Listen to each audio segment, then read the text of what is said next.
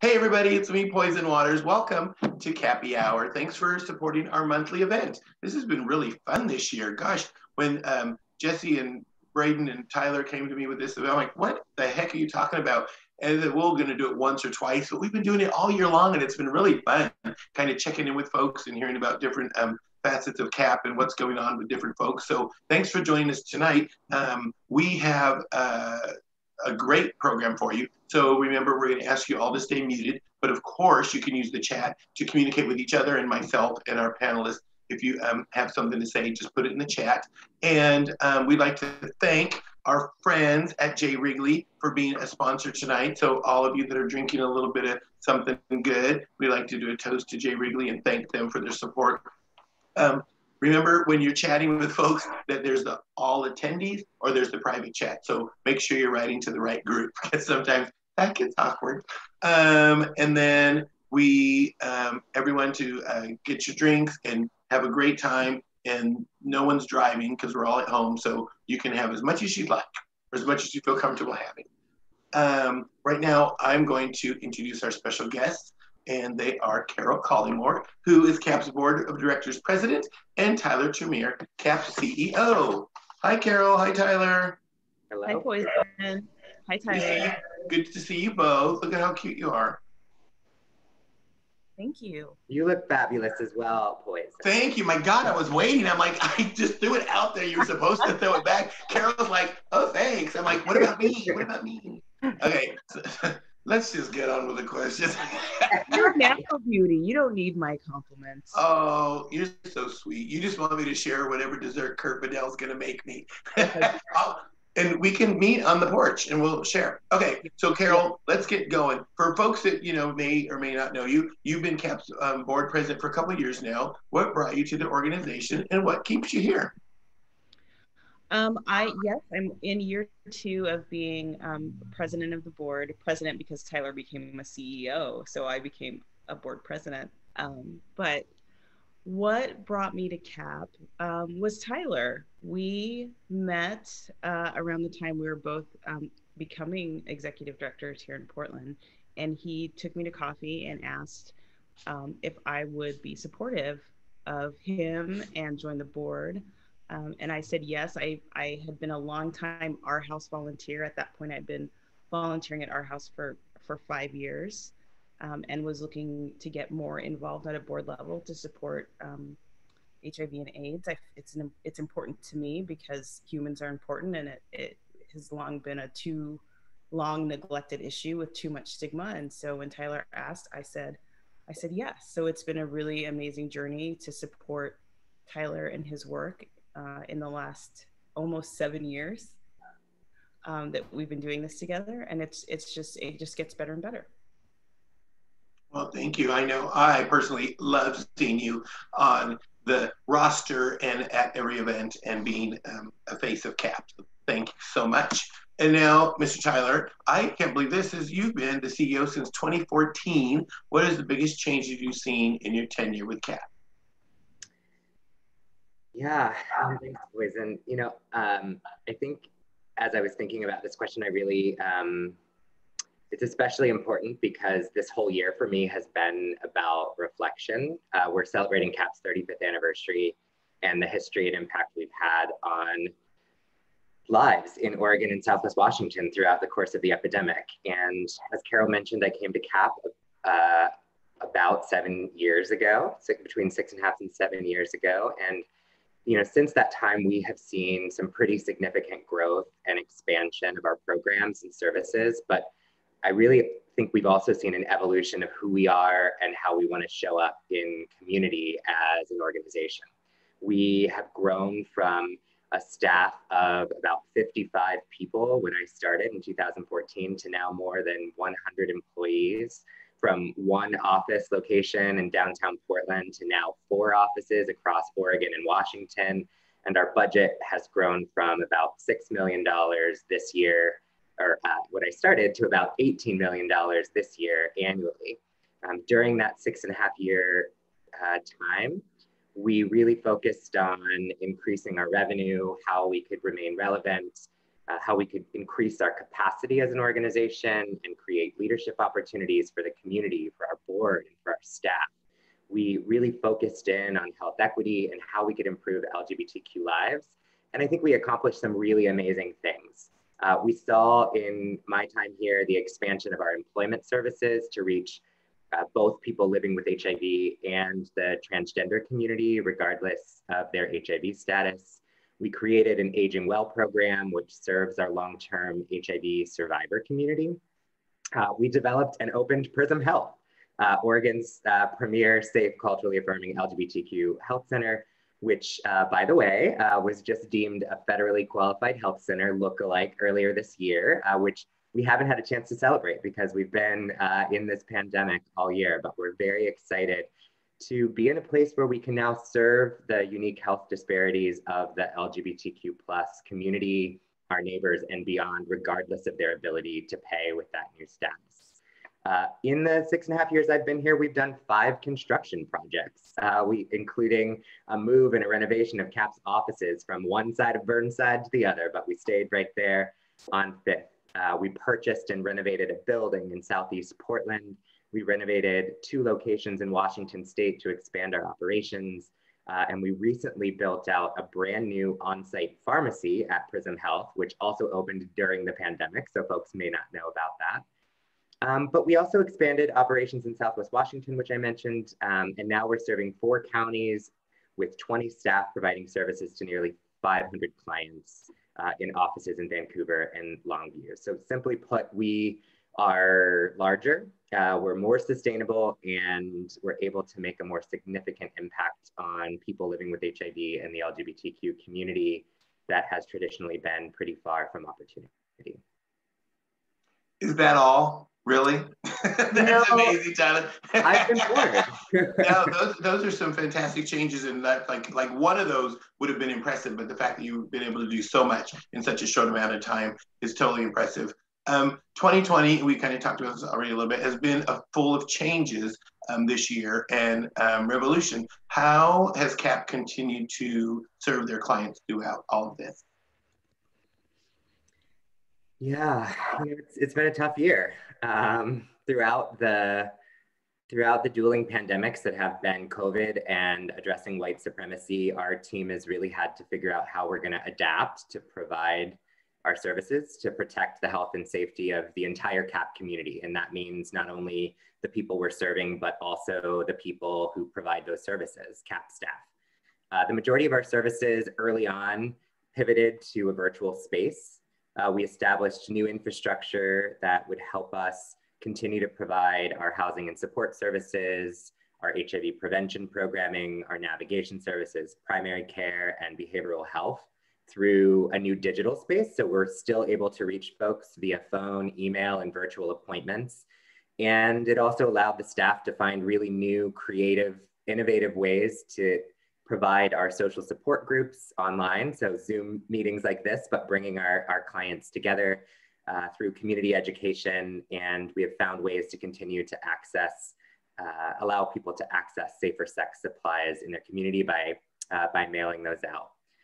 This was a really hard decision for us. You know, in 35 years, we've not had to close our doors to on-site service. And this created a moment for us where we knew that we needed to close and make a plan. Our services are really designed to be in person, to be client-centered, to be trauma-informed, but we took some time. We developed some plans and protocols on how to keep the community safe. And we operated in that virtual space from about March until June. But then in June, we found a way to reopen and begin to offer some limited on-site service to the community, both at our social service sites and at our health center. And we're doing that in the best way we know how right now, by being open a couple of hours, 2 days a week in Vancouver and in Longview and at our Davis Street office in downtown Portland, and by taking appointments at our health center for those who are in need of essential on-site service and can't be seen via telehealth. So we're currently working to continue to look at what's happening to the data. We're working every day with our public health experts to make the best decisions that we know how. And what we're committed to doing is making decisions based in data and in science that will keep our doors open as long as we can. But as I'm sure we all know, there's a lot happening even right now as we're in this new freeze or this pause here in Oregon. And so we're going to see what that means for us in the weeks ahead as we head towards the holiday season. Fantastic. So you mentioned this a little bit, but how has COVID-19 pandemic affected our clients most? Yeah, I mean, I think the things that are impacting all of us, increased isolation, people have lost income, they've lost a sense of stability. For our long-term HIV survivors, this period of time may be very triggering. They've already survived one plague early on in their lives and now are back in a place of isolation. We've also seen an increased need for emergency rental assistance. So one of our flagship programs at CAP is helping people pay for their rent and utilities, but we've seen that program, the demand for that program drastically increase during this time. Our housing wait list, unfortunately, has also continued to grow during this time. And it's really restricted access to some necessary in-person services for folks who live on the street every day and need us as a place to drop in for warmth, for a snack, for a coffee, just for a safe place. But also, we are their system of social support. Sometimes they just need to come in and say hi. So it's been, I think, a challenging period for our clients, just like it's been for us at CAP and for all of you sitting at home. So aside from the rental assistance and the housing, what services and programs has CAP had to alter or expand to provide extra services during this time? I think this has been a really fun period of time for CAP because while we have been really challenged to figure out how we're going to provide our services, it's also allowed the staff to be really creative and to learn from the community about how they want to receive services during this time, how they want to stay engaged. And while I think we all wish that we could be in person, we have found ways to address the more critical needs of our clients that still need to be in person. So obviously people are still having sex during COVID. We've still seen an increase of STIs during this time. And so we knew that we needed to continue to get safer sex supplies out. And so our prevention teams have been mailing out or delivering safer sex supplies in the community. We've created partnerships to help people get in their hands home HIV and STI screening that they can do on their own and then mail in to get their test results. But we've also figured out how we can address those emergency rental assistance needs, how we can get more money in the door at CAP so we can get it back out into the hands of people who are really feeling the economic downturn and impact that COVID has placed on our community. We've launched a medical motel voucher program on top of our normal program to really figure out who is the most medically vulnerable currently living on the street and living with HIV that we could get into a medical motel and safe for a period of time, and figured out how we could figure out what their other needs were. And probably the thing that rose to the top the most is addressing food insecurity. A lot of folks needed access to food in ways that they either didn't have before or had new barriers because they weren't able to leave their homes in the same way. So we formed a great new partnership with our friends over at Our House and Esther's Pantry, and have been delivering food boxes every Wednesday throughout the pandemic to homes, homes where our clients are living that we've helped pay for their rent or their utilities, but also to those folks that we've placed in motels. That's fantastic. I heard on the street about all the great work you're doing with the food boxes and stuff. So people are talking about it and they're excited. So how has Capstaff evolved and grown throughout 2020? I know you mentioned that they've gotten to be more creative, but how have they had to grow? Yeah, I mean, maybe I'll look to Carol and see if she has thoughts on how she thinks CAP staff have grown during this time. I mean, I think it's been a test of our resilience, but from the board perspective, what do you think, Carol? So first of all, acknowledging that it is incredibly hard to go from an office space to a home space when you have to work and you're terrified of a of a disease that's spreading and you don't know how and you don't know when, and that you're in a caring position where you deliberately work at a space where you care about other people. And so that needs to be acknowledged, that these folks have high empathy levels, and so are both worried about themselves and worried about other people all at the same time, which I'm sure I know many of you are as well. And so I think, you know, what I've seen, and, you know, I would, Kurt, jump in if you have anything to add, is just the incredible resilience of the CAP staff to just endure what's going on, to volunteer shifts, to be present in office spaces, to be able to connect with people. In the beginning, folks were doing that, which is, you know, above and beyond. They didn't have to do that, but they did. You know, Jesse came on in the midst of pandemic, and we all instantly fell in love, and not just in love, but in awe, and the amount of work she was able to do so quickly to support all the work, all the work that we do, and all the fundraising we needed to happen, and not just support it, but really blow it out of the water, given the challenges that we're facing. I think CAP is a real model of how to fundraise and do an art auction at home. It's incredibly impressive. The shift on a dime around the walk, amazing. Her whole team, from getting grants written and signed and out, to selling the excess art, to even have more funds, to having folks build walk teams, and then again, shift on a dime and have at-home walks. Shout out to Kurt to making sure we ate through all of those pieces. But you know, it's just, you know, it's incredible. It's impressive. It's inspiring.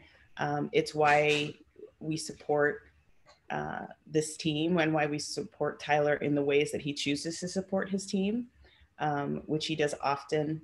Talks about them first, make sure we understand what's going on with them. You know, I think we should all feel good about what Tyler's doing and what this team is doing, and knowing that they're doing, you know, right in our name as CAP supporters.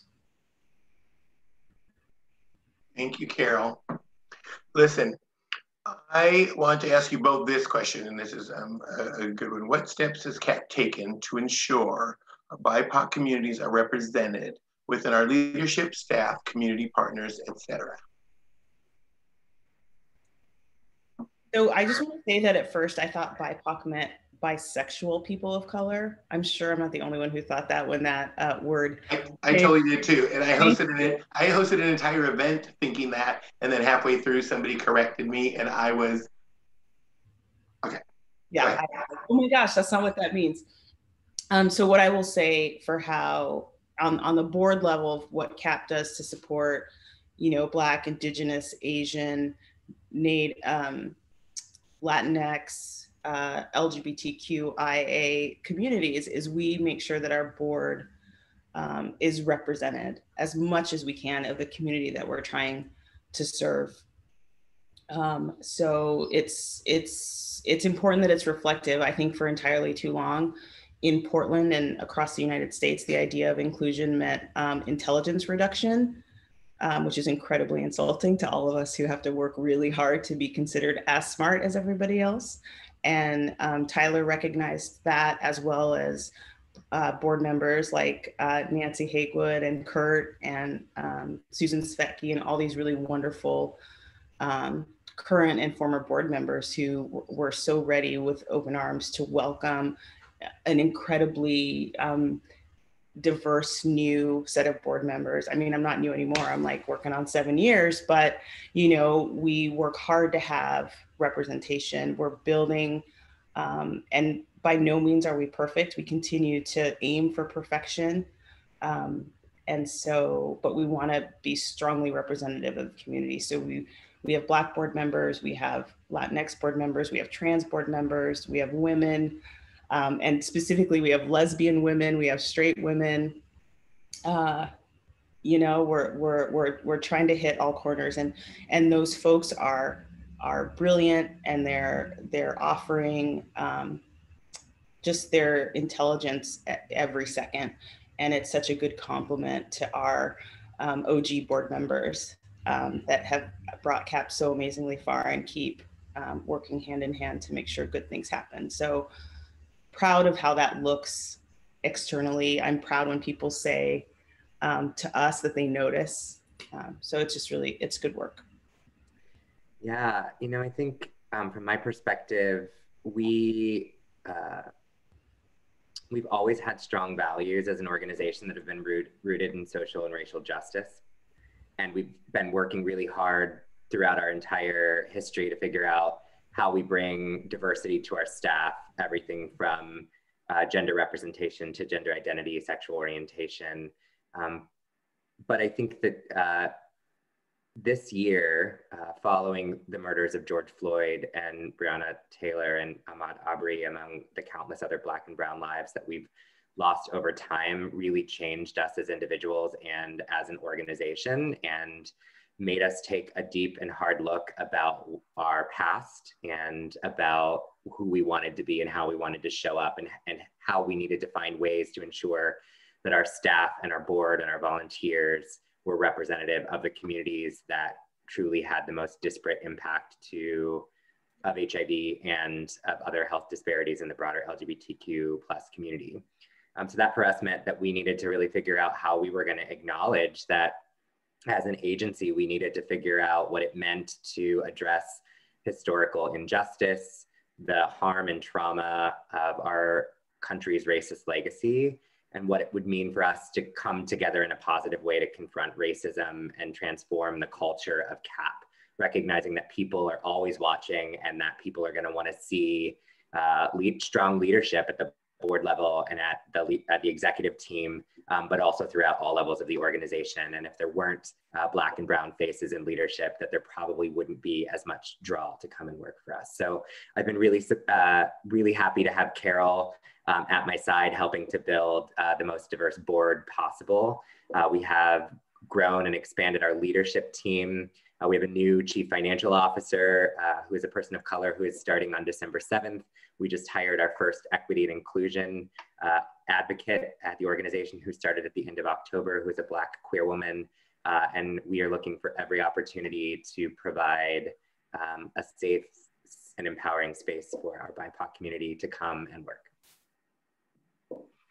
That's fantastic. I remember in the early 2000s when I was on the board, I was like the Black person. And there was a big board. And there was my one Asian woman friend. And we were and it was like, okay. And then, you know, it was what it was. So now seeing all the work you both have done together and with your amazing board, it's fantastic. Just from a community member to see, you know, the representation, it's not unnoticed, trust me.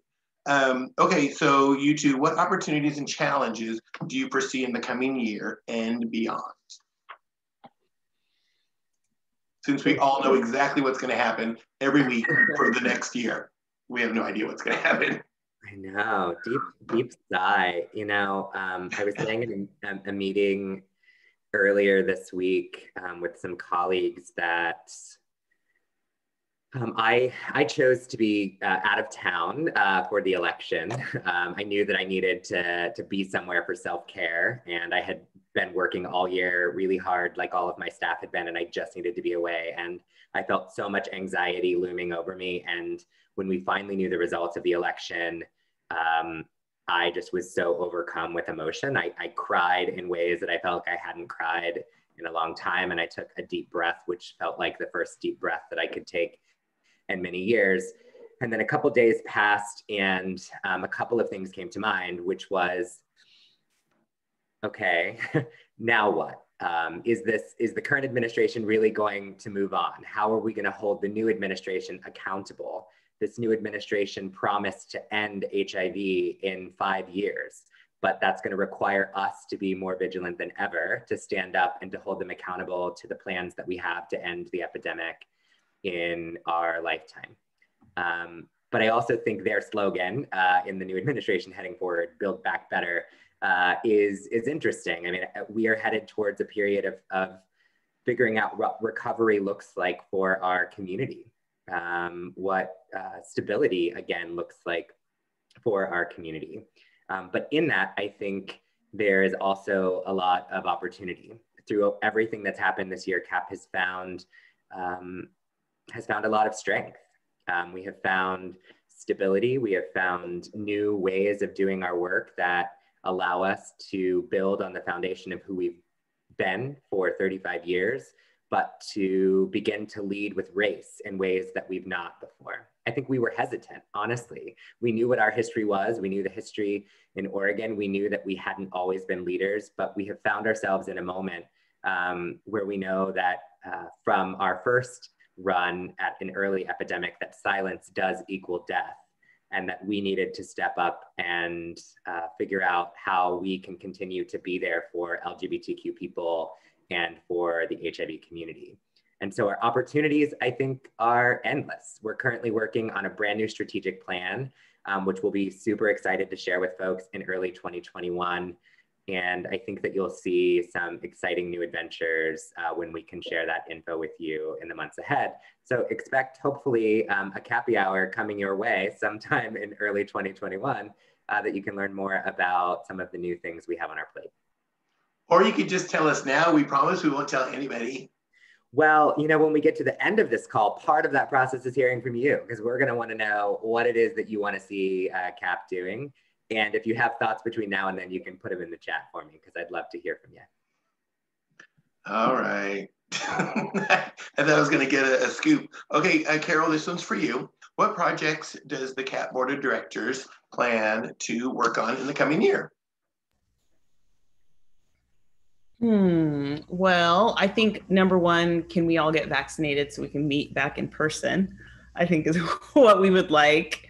But I think number one is always going to be supporting Tyler and help build that vision, so he can be the best leader that he can be, and we can be the best block and tackles that we can be for him. I think really strengthening that strategic plan of how we move in the next 2 to 4 years is going to be really important. You know, in the last 6.5 years, we've expanded, I think, beyond what anyone would have thought 20 years ago. In Portland, in Washington State, inching closer to Seattle. Like, we are no longer humble Portland HIV services organization. We are a bona fide healthcare organization that is creeping up statewide and creeping up into other states. So how do we manage that expansion? How do we keep our fundraising strong, our grant making strong, our federal relationships strong, our statewide relationships strong, while helping Tyler and team remain authentic to the origins of why CAP started in the first place. So continuing to build a strong bench of board talent that is inclusive and talented and smart, and then helping Tyler, supporting him and helping him support the work of his team. Thank you so much. Okay. Now this is, I hesitate to ask this because this is literally a question I've been wanting to text you both for a while, but I thought, don't go there, Poison. But this is in the script. There's been a lot of murmurs about CAP and Our House merger. Can you give us a little more information on how and when and if this is going to happen? Carol, don't take a drink and pretend you can't talk now. You are trying to get the hot gossip and the scoop. Listen, I'm telling you, word on the curb is things are going down and no one told me nothing. It's a great question. You know, Our House and CAP have been incredibly strong community partners for decades. And our community has asked us time and time again about how we can better collaborate, how we can be the best possible organizations to serve the HIV community, and how as the HIV epidemic has evolved and as people are able to live longer and manage lives, that we can not only create the best continuum of care for our clients, but that we can also be the best stewards of our donors' dollars. And I think at the end of the day, we have asked this question time and time again over the last few decades, and it took two executive directors, or a CEO and an executive director, married, to come together in a space and for the stars and the moons to align to say, you know what? The community has asked us this question and we've never answered it. And so we're going to go through a process to figure out if it makes sense. Already, CAP and our house share a programmatic relationship. We have housing case managers that support the neighborhood housing and care program. We have our house residents who are patients at our health center. Our ops IT coordinator supports the ops IT needs of our house. We have helped share human resources efforts across both organizations, building to strengthen and create a cohesive set of policies that stretch across both organizations. We've hired 2 consultants over the last few years to help us answer this question. And while we don't have an answer to that question, we're getting closer and closer every day. In fact, right after this meeting, I'm attending the Our House of Portland Board of Directors meeting to answer any questions they have about CAP, about me, about the leadership of CAP and where we think we're going, and for me to get to know them a little bit better to see how our 2 organizations align.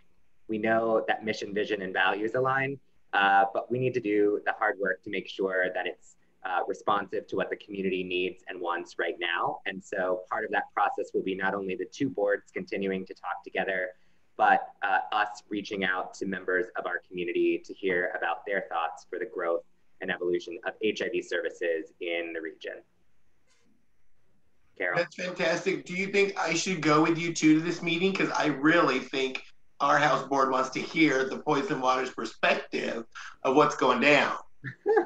You can ask Robin Castro and John House if they're on the board if you're invited. Oh no, I didn't ask if I was invited. I said, should I attend? That's okay. Don't worry. I'm sure I'll have, I'll send my memo, my thoughts. Excellent. No, I think it's fantastic. The first time I heard it on the street, I was like, that's the craziest thing I ever heard of, but that's the most genius thing I ever heard of. So just so you know, my 2 cents. I vote yes. Okay, so and I'm sure now you can all go forward in your evening in the comfort knowing that. What are your overreaching goals for CAP in the next 5 years? And now we all know 5 years goes so fast nowadays. So, Madam President, what are your goals? What would you like to see? Well, you know, Tyler, my goals are your goals and your goals are my goals. Carol, answer the question. You know, statewide domination is what I'm looking for. No, I think in 5 years, I want to see, you know, PRISM be known as a world-class health center that is used as a model across the states and potentially across the world as how we can serve LGBTQIA communities and their allies. It's a really thoughtful model around how you deliver healthcare that I think a lot of other healthcare spaces could benefit from. I'd like to see, and I think we are seeing, the value of CAP leadership at other healthcare tables at the city and the state level. I would like that to continue and to continue to grow. And, you know, on the board side, again, is build a bench of folks that can replace the rest of us as we roll off, that really keeps the continuity of thought partnership and inclusivity leading Cascade AIDS Project for the next 5 years. Yeah, for me, I think I see 2021 as a year of stability and recovery and answering this question about our house and CAP. I see the years beyond that about thoughtful and intentional growth for the organization based on what we are seeing and hearing from the community. And so that could be, as Carol mentioned, a continued growth of the health center. I would love for CAP also to be known as a center of excellence for LGBTQ health in the Pacific Northwest and beyond, for us to become a teaching ground for students and clinical rotations for future generations of nurse practitioners and MAs and other levels of clinical care. I'd love to see the continued growth of our behavioral health services.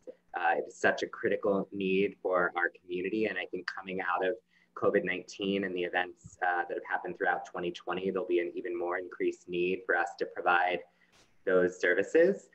And I think we hope to learn through our strategic planning process, are there other regions of the state here in Oregon or in Washington that need CAPS services in the future? And if so, what does that look like? Does that look like us building on this newfound knowledge of how to provide telehealth services or virtual services?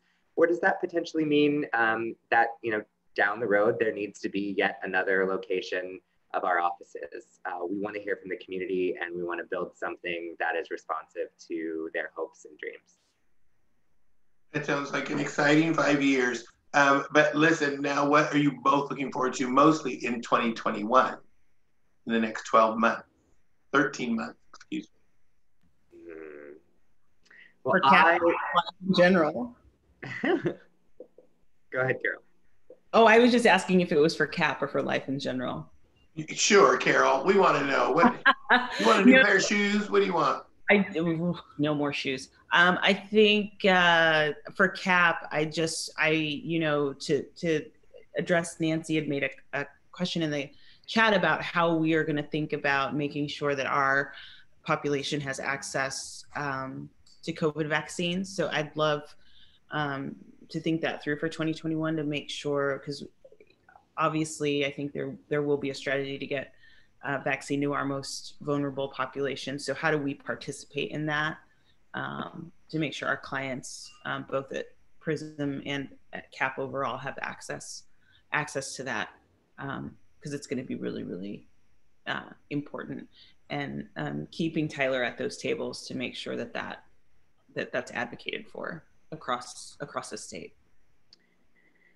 Yeah, I completely agree, Carol. I think ensuring that the communities we serve and the communities that are most vulnerable having access to the vaccine is going to be one of our highest priorities. But I do think in that there is a lot of hard work that we're going to have to do in collaboration with community to address the very valid history of medical mistrust that especially communities of color are going to have with this vaccine. I think we need to be able to see the current data.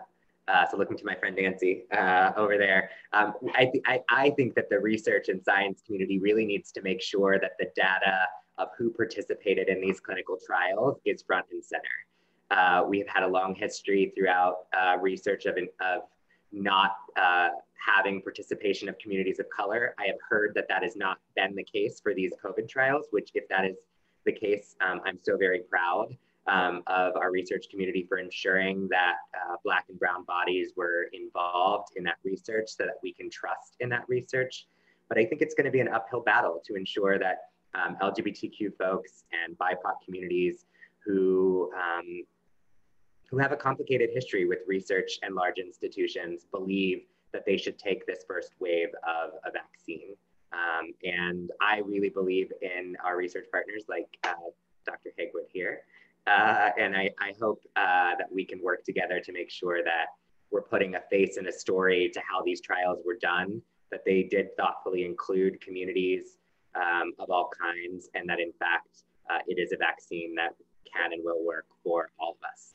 And when we have that reassurance, then making sure that we are able to provide that at PRISM Health and anywhere else that our community partners are serving people living with HIV and the LGBTQ+ community.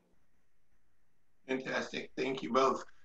We've talked a lot about what's been going on this year with CAP, and you've both mentioned a lot of impressive things, but what are each of you most proud of when you think of CAP in 2020?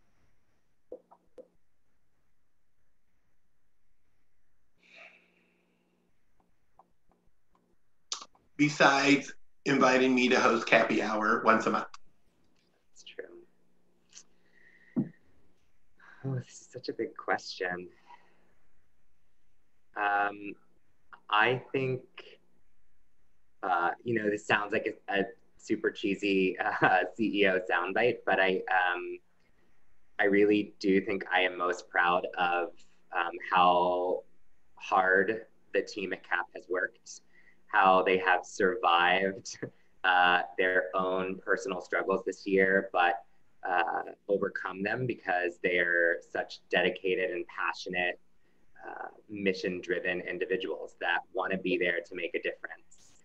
We have so many folks that have, even when I said that we were closing our doors to on-site services, said absolutely not. Like, we have to find a way to keep the doors open and to keep things going, and worked really hard to help us figure out what our on-site model looks like. And that is a community that is built on resilience, that is built on knowing that we've survived one plague and that we can survive another. And I just am incredibly proud every day to work with such an amazingly talented team. Carol? You know, honestly, my first thought was Jesse. For obvious reasons I already talked about. Tyler, because the job that he's asked to do every day is incredibly hard. I think especially the more good things you do, the harder people are on you for some reason, which is such an interesting dichotomy for people who are giving the very best that they have to give. And those people are often asked to give more. And then you add COVID on top of it, and you add racial reckoning on top of it, and Tyler and team are just really juggling that, and they're doing it gracefully, and they're talking about the things that need to be talked about, and they're still being asked for things and dinged a little bit for not delivering on those things, but still showing up, still super resilient, and still taking that criticism and using it to fuel the work and make even better work for people in Portland and people in Washington State. So I'm super proud, like, things that you don't know that Tyler does, right? Sends incredibly long emails detailing what's happening with staff and work. And I remember I got the first one and I was like, I don't need to talk to him. I just read everything that's happening, and it's so clear. And it makes me want to be more clear in my emails and my own job and my own work, and be as clear and reassuring as that. So I just think, we're all surviving however we can, in whatever manner we can, at all levels of this, and are affected in different ways. And, all of Tyler's intersections, he's affected in a lot of ways. And so, super proud of him, super proud of Jesse, super proud of this whole team and this whole organization for continuing to grow in a really difficult time and serving the people that need it. Thank you both. You both have given us a lot of inspiring and interesting information today. It's been really great. Do you have anything else that we didn't touch on today? Any words of encouragement, any hot gossip, any messages that you'd like to share with our folks today? The only thing I'll throw out there, Poison, is that CAP is, as we continue to grow and evolve, we're looking for community input. And we're hoping to get some of that today and in the future. But we're also always looking for new people who are interested in board service. We have several openings on our board of directors currently, and we select new board members based on the skill that they bring, whether they're a patient or a participant in one of our services, but also through a diversity matrix. And we're really looking to have the most talented, diverse board in town, which I already believe I have, but I could use a few more really great people. Fantastic. Well, we'll definitely put the word out. Okay, everyone, this is your opportunity now. I know there's been some questions in the chat, and we'll definitely do our best to address all of those. I am good with if you just want to unmute yourself and ask a question, because we like to hear your voice too. We like to thank, because I know some people do need to get going, we like to thank Carol and Tyler for your time with us tonight and giving us so much good information. So if you have any questions for Tyler or Carol, we'd like to hear them. So you can type it in the chat, or you can just unmute yourself and let us know that you have something to say. And even if you typed it in the chat earlier when we weren't really taking questions, feel free to ask it again now. And don't be shy. because otherwise I'm gonna start singing.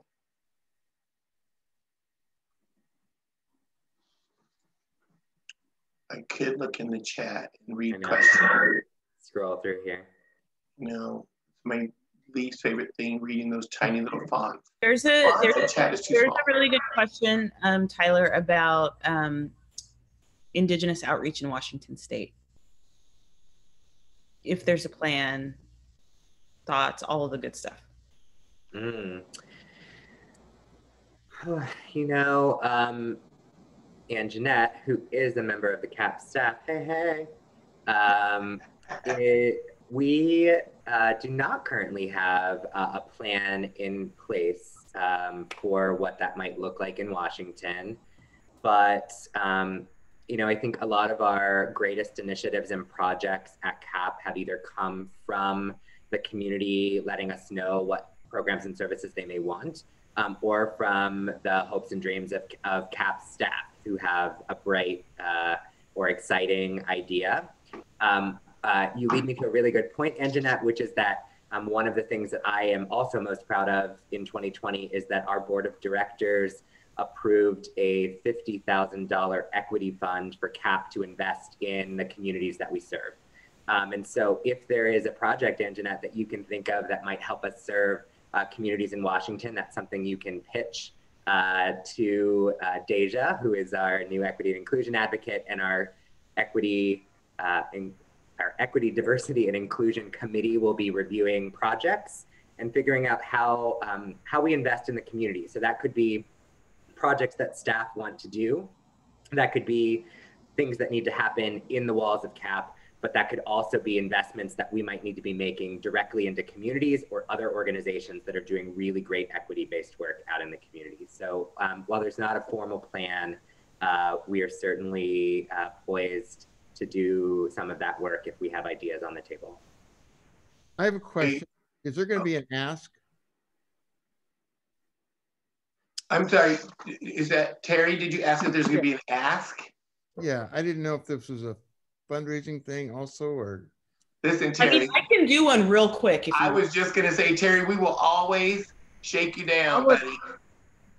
Don't worry. There's always an ask, but no, these monthly happy hours have been informative and just an opportunity for the community to get together and hear updates about CAP and what's going on. But you know, Terry, we'll send you a link in 2 seconds. I'll send some. And we greatly appreciate your support always, Terry. Hey, Poison, I have a question. Okay, Andrew Tweedy, yes? Yeah, you know, first, Tyler and Carol, thanks for this great information. It's really empowering to hear how well CAP is doing in this time. I wanted to know, and I've been thinking about this as a person living with HIV, what has the impact on COVID been on people living with HIV in our service area? And are we seeing trends there? Or, you know, I've also heard people talking about people who might be on antivirals may have a little more resistance. And I know that's not scientifically been proven yet, but Tyler, what are you hearing in that space in some of the tables you're sitting at? Yeah, it's a really great question, Andrew. So it is kind of fascinating.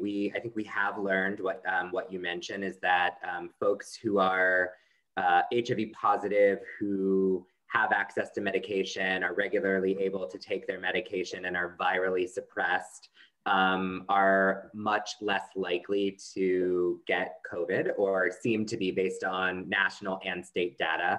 We've had, out of the cases of COVID confirmed in Oregon, we've had fewer than 100 individuals with HIV test positive for COVID. Out of that number of folks, only about a dozen of them have been hospitalized. All of them were able to be released back to their homes to recover, with the exception of one individual who was placed on a ventilator. They were able to come off the ventilator. We believe that the difference in that particular individual was that they were someone living in a congregate setting, so they were already fairly ill, ended up contracting COVID and had a little bit rougher of a recovery. But we've had no deaths in the state of Oregon for people who are living with HIV and contracted COVID. Fantastic, that's good news. Hey, there's a question in the chat from Ryan, And this is a good question. We were talking about I can ask it. I'm sorry, you're going to ask it? Okay, Yeah. I just wanted to preface with you talking about Tyler and Carol about CAP expanding services beyond HIV and all of the medical field. So go ahead, Ryan. Thanks, Poison. Hey, everybody. So my name's Ryan, and I'm an HIV positive person in recovery. And I did get a couple of answers from Mandy. Thank you so much privately when I asked that chat earlier. And I'm going to be that. I bring this up all the time at the community advisory board meetings about addiction services. Because as many of you are probably aware, we have a serious pandemic going on, not just with COVID-19, but with drug addiction. And I lost a good friend last month to a heroin overdose who is HIV positive, who's gay. And I'm sure that there are many more people that I don't know who die all the time. And so my question is really, so like in other cities, I've experienced recovery, and they have a vibrant recovery community in like San Francisco and Los Angeles. And they've got centers where it's like drag shows, fundraisers for recovery events. There's dances, there's, 12-step meetings, there's secular recovery meetings. There's all sorts of like things that make it exciting for people who are in recovery to want to go somewhere and be a part of community. And it feels very fractured here in Portland, especially with LGBTQ meetings. We have like a meeting here or a meeting there, and it doesn't feel safe in treatment centers because of transphobia, homophobia, HIV phobia. And so I just would love to hear like if you had a plan for, just besides getting like a CADC at PRISM, like some real life-saving addiction support services. Yeah, as Anjanette says in the chat, it's super important that you bring this up, and it's a conversation that we are currently integrating into our strategic plan discussions about how we can grow in spaces where we realize that there is true unmet need. And this is definitely one of them. I think when we talk to our case management network across Oregon and Washington, one of the things they struggle with the most is finding safe spaces to refer our clients that need addiction services. And we do have some established partnerships with the existing programs that exist where we refer clients currently. But I hear you loud and clear that some of those services may not feel safe. I'll be honest and say that we have not ever directly had a conversation about whether CAP would launch those types of support services ourselves. We did have a peer support recovery group at one point at CAP, and then we had a staff transition. And so that group did not continue on in the same form. But I think we're really open to figuring out what that looks like moving forward and how we can continue to partner with the community to build that. And I'd love to chat with you more at one of our CAB meetings in the future and figure out what your thoughts are on what that might look like. Great, thank you.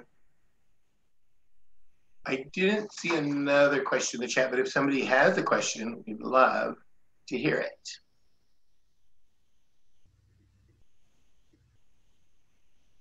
Although this was so informative, you both did such a great job telling us so many great things about what has happened to get to this point and what we can look forward to in the future in the next year as well as the next 5 years. So I'm looking forward to that.